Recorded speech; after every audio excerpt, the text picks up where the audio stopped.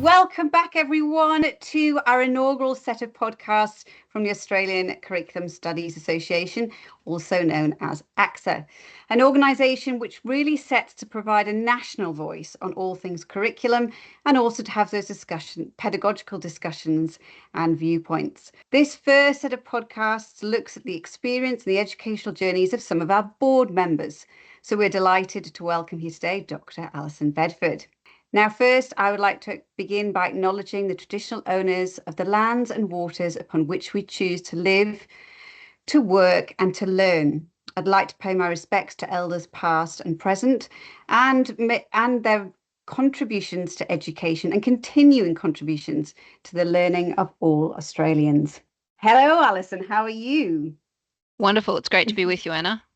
Excellent. So I'll give you a little bit of background on Alison. So Alison is quite new to ACSA, and she is part of the listening to ACSA Insights here today. She's a senior lecturer in curriculum and pedagogy at the University of Southern Queensland. His speciality area is history, effective inquiry implementation, and very excitingly, science fiction, which that's definitely got a few ears, I think, perked up.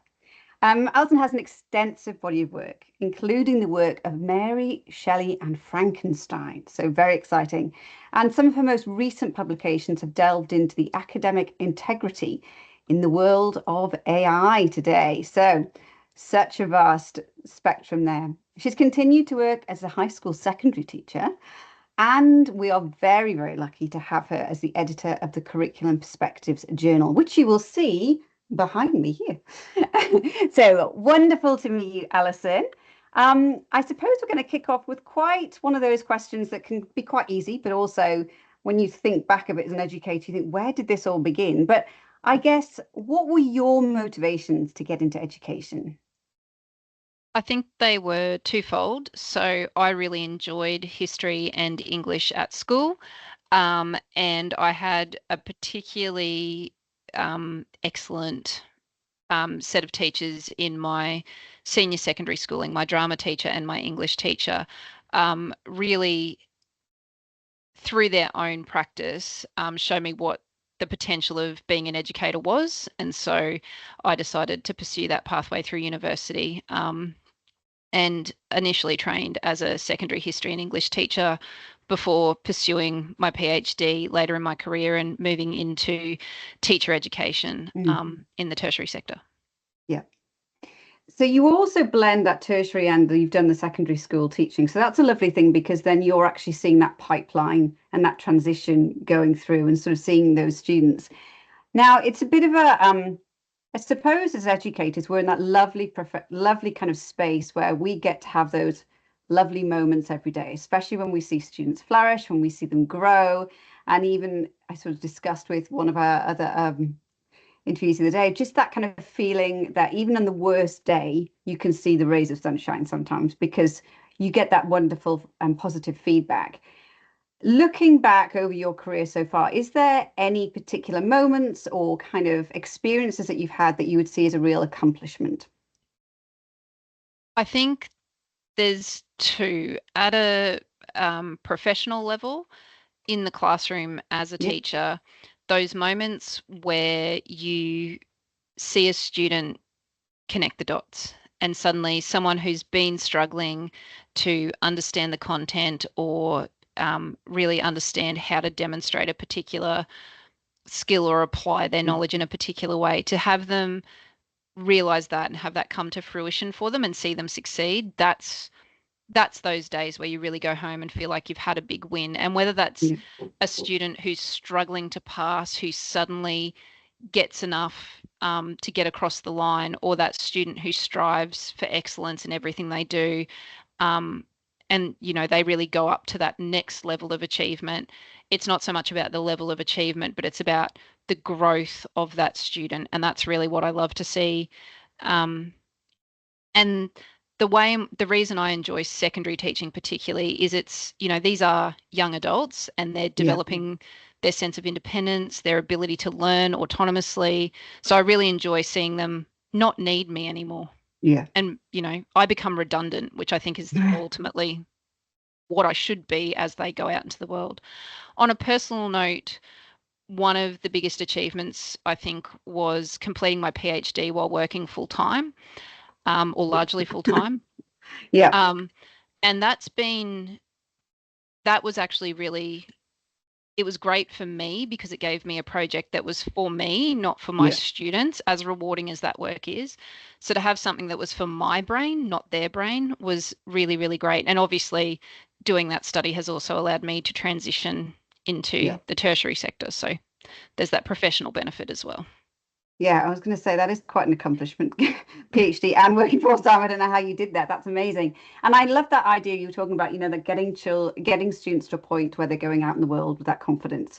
I always like when I look at inquiry, I did some work with Trevor Mackenzie out in Canada, and he's got that lovely visual of the teacher being in the water with the students at the start and the various stages so that by the end of inquiry, the teacher's standing on the side and they're sort Yes. of like those little ducklings, they're off and they're going. And I always like that as an analogy, that kind of that gradual thing. I think with inquiry, we've often had this, we always seem to get stuck on these pedagogical approaches, fighting with one another.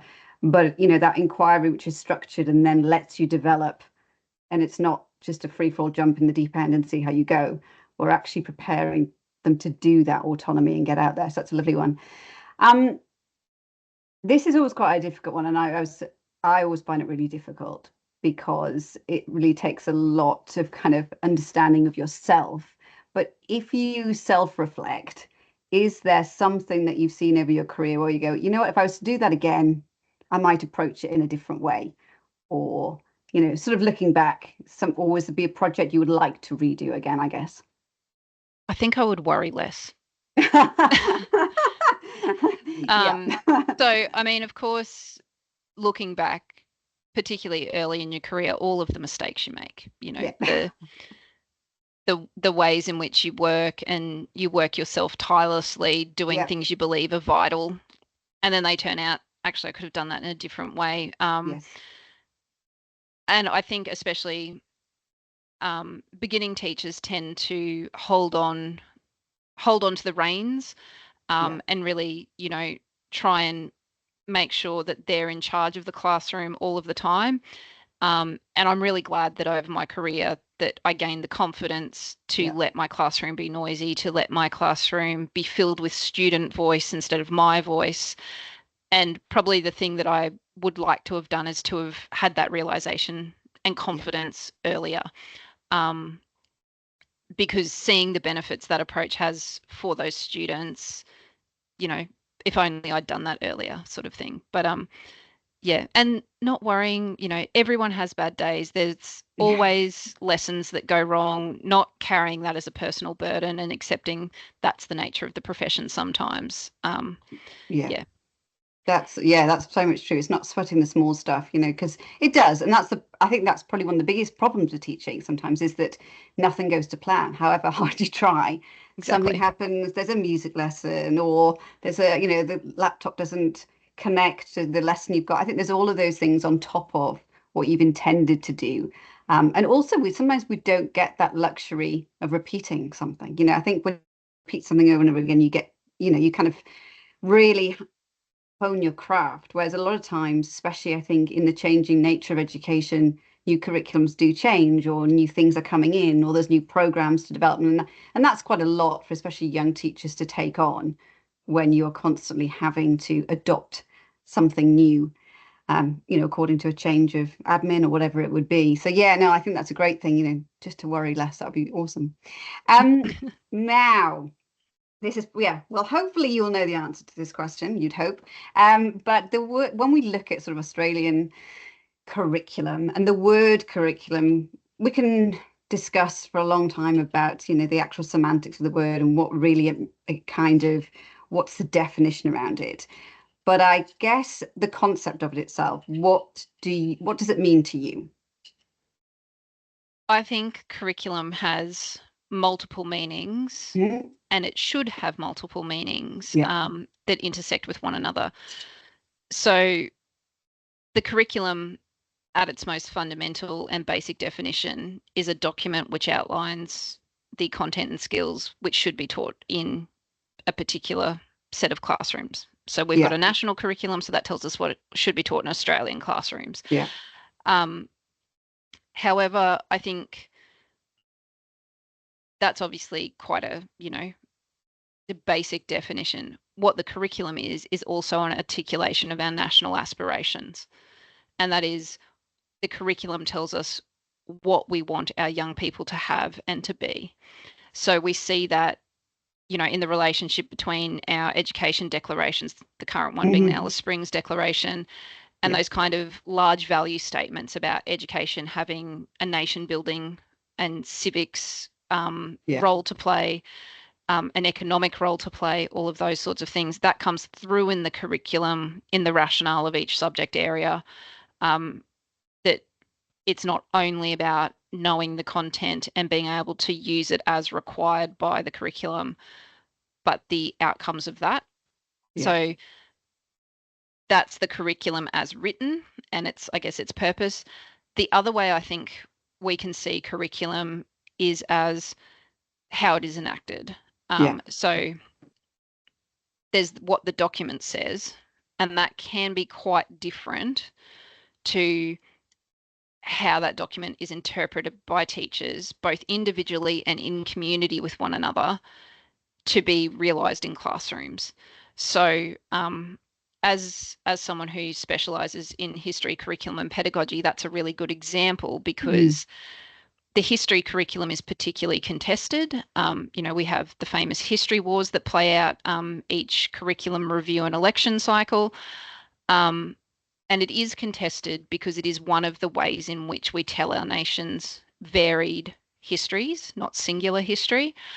And so kind of regardless of what the political climate of the day says and goes into the curriculum documents, teachers themselves bring their own value sets, their own skill sets to how they interpret that document into their practice.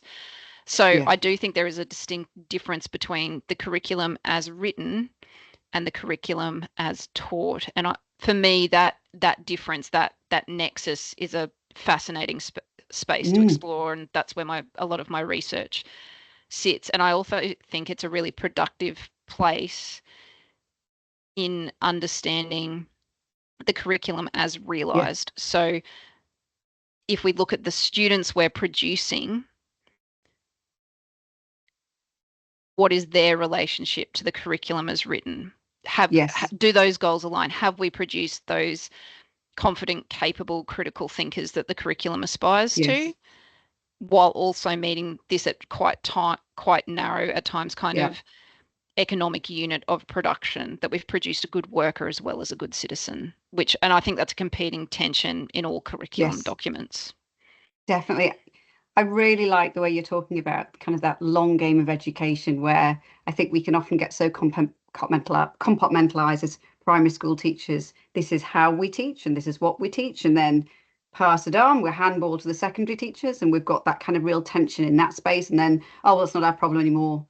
They're out there. And it's really looking, as you're saying, at that national level of what do we want right at the end. I think that's really important. And I actually really like when you're talking about history, because as someone from the UK, that was the one subject area that I found really difficult, but also interesting, but difficult to teach, because I really didn't have a knowledge.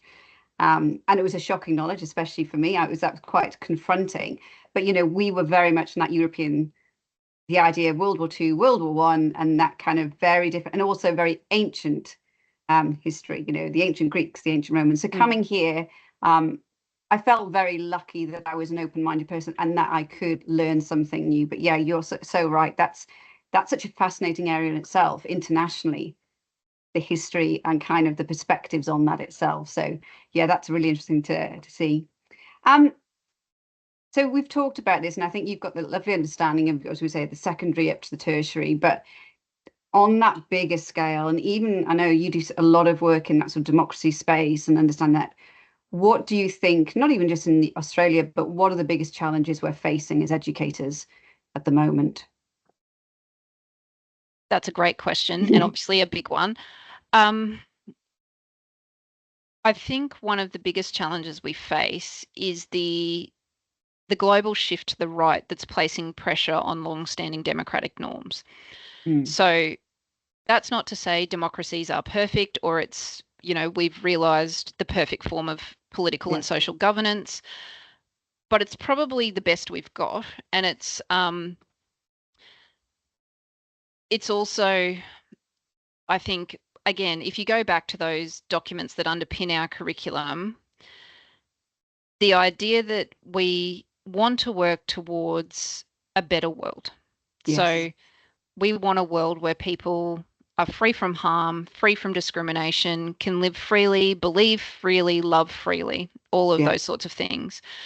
Um, and I think if that's your starting premise, that we want a world where opportunities are available to everyone in a fairly equitable way, then education serves that goal. And there are like the British curriculum, Mm. the Australian curriculum, the Canadian curriculum, the New Zealand curriculum. So kind of our global brothers and Yeah. sisters, for want of a better term, nations, three settler colonial nations and the nation Mm. that did the settling. Yeah. Um, we broadly share kind of similar Yeah. political, economic, and education structures. And what resonates across there is the idea that education is a civic good, and by being educated, we will make the world better. I think the biggest challenge to that at the moment are places that are diminishing the ability of teachers to Hmm. teach inclusively. Yeah. And they're doing that through both direct policy impacting teachers, but also in editing the curriculum. So Yeah. obviously, a good example is some of the state-based restrictions that have come into force under state governor Yeah. legislation in the US. So Florida's don't say gay laws, which Yeah. remove all reference to gender and sexuality in education, um, particularly in the primary sector, but the law has Yeah. been interpreted broadly. Removal of particular topics from the curriculum. The idea that if you talk about particular topics in particular ways, Yeah. your job will be in jeopardy. So there's also Yes. an impingement upon people's academic freedom in that regard, their Yes. freedom of belief. Hmm. Um, so I think I think the push to create a world in which not everyone is seen as equal is a step Mm. backwards. Yes. And I think manipulation of curriculum and um, implying or actively suggesting that teachers will lose their jobs Yes. if they don't comply with that curriculum represents a huge threat to not Mm. only education generally, but to the maintenance of our democratic norms globally. Yeah. No, So, that's sorry, no, cheerful. that's no, that's incredible because yeah, I know. I think we look at it about curriculum reform, and we do a lot of work, I suppose, being able to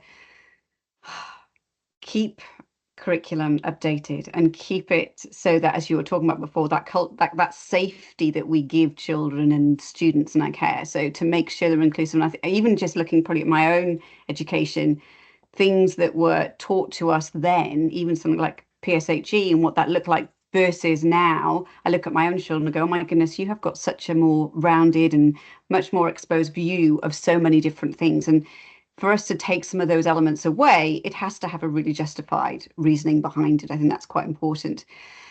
So this one is a bit of one, I suppose. You guys are already doing it anyway, especially the tertiary sector, but what do you think or advice you would give to your graduates who are entering the workforce?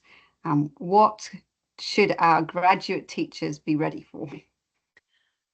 I think the graduates going into education now, particularly in Australia, where the situation probably isn't perhaps as dire as in other places in the Mm. world, need to be ready in a number of ways. So we've seen a lot in the media about workload intensification, Yeah. increased compliance sorts of requirements in the job, and all of that is true and has a tangible impact on the lived experience of teachers. So I think it's about graduates knowing to do what they can do and to manage. You're no good to anyone if you've burnt out after 6 months of teaching. So to do what you can do, to do what's absolutely required, and let the stuff that's not required go. And to also, I think, and this is something that I think a lot of teachers struggle with, is to advocate but not fight. So to advocate for your subject area, to advocate for what you think is important into the curriculum, to advocate for yourself and your colleagues in terms of your workload, but to also recognize that, we're talking national level bureaucracy here. The curriculum is not going to change overnight. The employment legislation for teachers is not going to change overnight. So railing against things which you cannot change in the short term is not a healthy use of your time. But that does not mean you should stop advocating. So don't get angry, don't fight. But keep on saying, this is important, this is what should be there, this is what we need to do our jobs well. But in a way that recognizes that advocacy is a long-term process. Fighting is something that you do in the short term, and you can lose. But you can't lose if you're an advocate. No. If you keep saying what needs to happen and enough people are saying the same thing, eventually you will get there. But an argument or a fight has a winner and a loser. So don't put yourself in a position to be a loser. Don't rail against and fight things that aren't going to change in the short term. Advocate instead and say, I recognize this is the system in which I have to work. I will be compliant with the requirements of my employer and my system. But at the same time, I'm going to continue to advocate for change within this curriculum, this workplace agreement, or whatever the case may be. And I think that mindset gives you a longevity in your career that is often lost when people see their relationship with the curriculum body or their employer or whatever the case may be, society, as a hostile us and them binary. Yes, definitely. It was interesting. I was reading an article by Glenn Savage the other week looking at the role of the parent in the school, and the role of the mum predominantly, who is trying to work a full-time job but trying to be on the P&C and trying to be the class rep, and kind of that dichotomy of the teacher who's sort of then saying, oh, well, what's going on at home, that kind of stretch. But I think that's often seen as well in our profession, where young graduates are coming in and we want you on the WHS committee in Work Health Safety. We want you to be this. We want you to do that. And it's seen as kind of the more that you do, that's like the badge of honor. And it takes away from the real crux of what you should be doing, as you're saying, that kind of what is required of you. Where do you put your energy? Where do you put your focus? And that advocacy thing, I think, I don't know, but I found that I came into member and associations much later than I wish I had. I wish I'd been given as a graduate, say, join the Maths Association, connect with the History Association, because the professional learning there is really highly specialized and exactly what is required. I think we are in a kind of a danger at the moment in being the consumer of the education, or there's somebody out there to sell us something that is a foolproof method to get what the end goal is.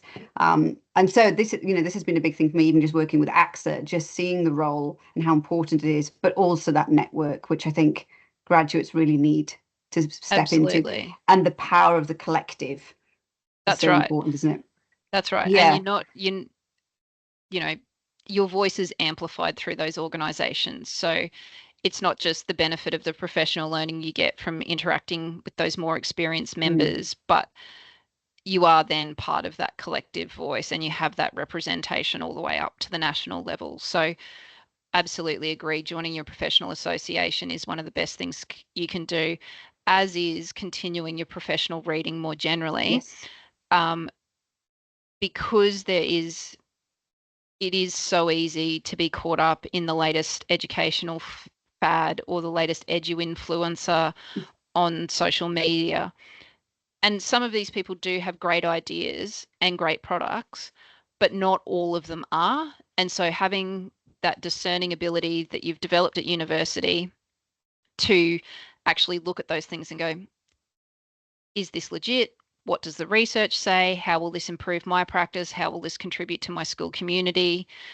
I Yes. think having that critical lens to your professional practice from the outset, not just blindly going, oh, I'm only a baby teacher. I'll just copy what my school says. But again, advocating for yourself as a professional and Yes. saying, I have some concerns about this teaching methodology that you're promoting, or I'm happy to get on board, but could I have a bit more background about why we think this is the right fit for our school community? I think is a really critical skill. And that's also an act of service to your school. So Yeah. it's not just about supervising the musical or going on grade 8 camp. Yes. Being a proactive professional from the outset of your career, as scary as that can be, and saying, tell me more, I want to learn more, I want to be a better educator. Uni's really just the start of your journey Yes. as an educator. So continuing your professional reading and engaging in those professional exchanges about pedagogy, like why do we think this is a good way to Yeah. teach? Or I'm having a shocker, I just can't get my grade 8s to connect with me. What strategies do you guys use? What pedagogical models, or it might just be a single activity that does the trick. you know those professional exchanges about our practice and staying up to date with research about practice is really, really important.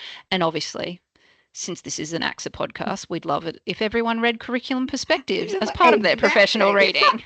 There's the obligatory plug. Well, what a lovely segue, Alison, because I was, I had a sort of like a generalized question of what the future of education is, but I think we've had a bit of a discussion about that. But I'd really like to sort of hone in on your role because, like myself, we've come into AXA quite recently and taken over in different roles. But um, I really believe that the curriculum perspectives is the jewel in AXA's crown. I really do because I know, having done the further education going through my master's and the amount of times I referred back to the Curriculum Perspectives Journal to find articles. And it sort of blew my mind when I came to AXA that that was what we had. Um, and just such the quality, that kind of that multiple, I suppose, evidence base, which is also peer reviewed, is really important. And I think that stands us against all the others. So for you in the new role as editor, what are the exciting things you're hoping to come out from your role and what can we see from curriculum perspectives in the future?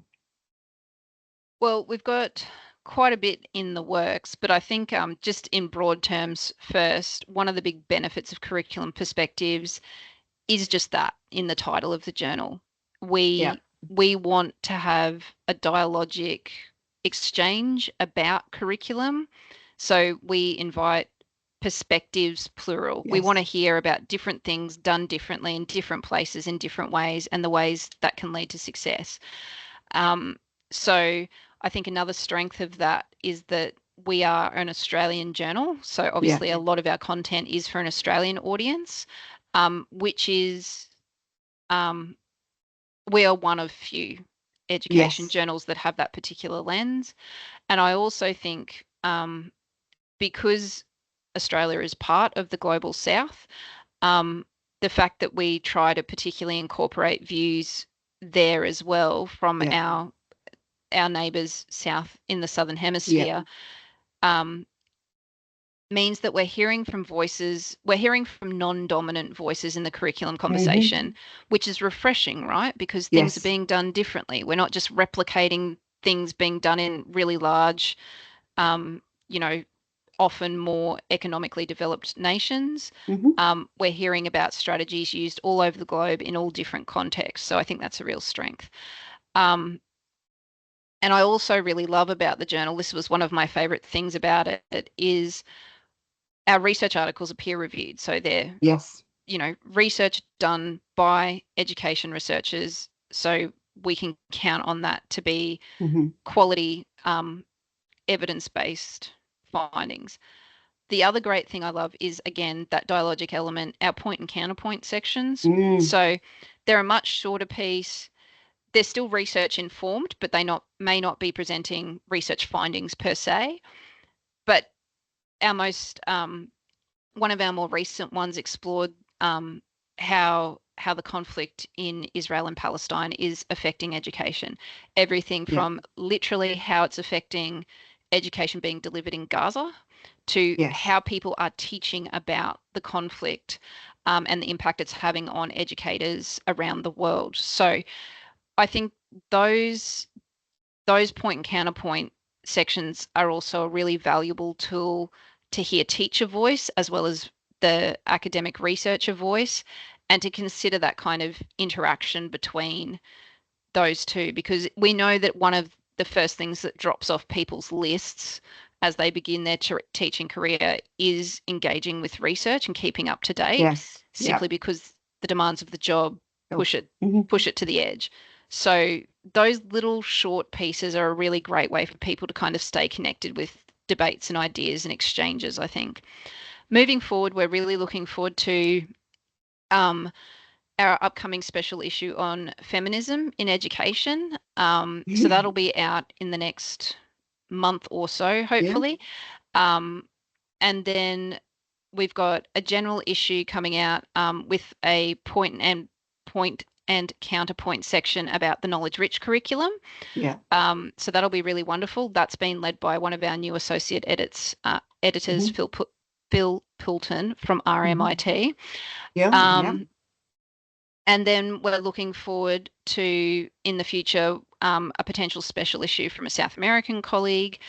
There's a lot going on, and of course, we'd love to hear from people. So, Yeah. we really want the journal to be connecting both researchers and teachers on the ground with current conversations about not just curriculum implementation, but curriculum theory. How is it that we understand curriculum conceptually? Yes. How can we theorize curriculum as the world is changing around us? Um, and what implications does that have for practice? That's really kind of the driving premise of the journal. Yeah, that sounds fantastic. And what I really like that idea that it's outside of Australia. So whilst we're an Australian voice, taking into account a lot of the other education systems, because I think we're finding in the average classroom as well, the diverse range of learners and where they're coming from and their own experiences of education, and how we as educators can help support that by just even having that knowledge around it it's going to only move things forward as much as possible. So yes, I will definitely be dropping, as we were saying, Jasmine, I will drop into the comments if anyone would like to submit to curriculum perspectives. That would be fantastic. Now, I have left the best question to last. I always think this one, and it's our final question. Who was your favorite teacher and why? My favorite teacher was Mrs. Gardner, who was I actually have two favorite teachers. So my favorite high school teacher was Yeah. Mrs. Gardner. She was my English teacher, and I was obnoxious as a teenager. I know it's hard to believe because I'm such a delight now, but I was not a pleasant human being, um, as some teenagers are. And she just put up with me, put me back in my box, and she really showed me she's the person who let me become an independent learner. She gave me the space to think, to question, to be critical, to challenge, and I've ended up with a PhD in English literature as a result, I would argue. I think there's a direct Yep. line between her as my English teacher and that choice, because I'm a much better history educator than I am an English literature educator, but Yeah. I'm a much better student of English, and I think that's to do with the way in which she taught me across the grades 11 and 12. So she was a big influence. And then another really important educator I had was Jude Saboya when I was doing my honours year at the University of Queensland. Again, Jude showed a belief in my ability. So the idea that why couldn't I do that? This and the suggestion that my work was potentially, should be presented at a conference. Yes. The idea that my work had merit and was worth sharing. Again, that sense of trust and the belief that my learning was worthwhile, and the demonstration of my learning through my assessment or my presentations or whatever had value to others, I think was really influential in making me see myself as someone who not only could learn from others, but had ideas of value to share in the process of educating others. So I think they performed a similar function at different points in my learning journey. So they were, really critical, I think. And of course, there's a plethora of teachers who remain unnamed in that process as well, but they're two that spring to mind. Yeah, and I think that's that recognition that they got you, that's all you want. And I think as a parent as well, when you send your children to school, you just want that teacher to get them, like, just, do you understand them? Can you get the best out of them? And, we always talk about that as educators. And I always used to say that, I remember saying that vow when I left university that everyone would make progress, that you alluded to at the very beginning. Everyone will make progress in my class. And if they don't, then I'll fight to find out why, that kind of thing. And as you said, and progress looks different for all of us. Thank you so much, Alison. After seeing that vast scale of some of your work and the extensive research you've worked upon, it's been a delight to find out more about you and the why and the how of your journey with education. Just to our listeners, if you wish to know more about Alison's work, please find the links in the comment section below. And also, if you would like to think more about the curriculum perspectives or submitting the work, there will be some links to that. If you remember, which you should be, if you're listening to our podcast, you obviously know you have full access to the curriculum perspectives, but we do have some beautiful hard copies here as well. So should you wish to have a hard copy, please reach out to us at the team at AXA, and we will be sending one along the way. So it gives me great pleasure to thank Dr. Alison Bedford for her contributions today. And for those of you listening, we look forward to welcoming you to the next podcast, AXA Insights.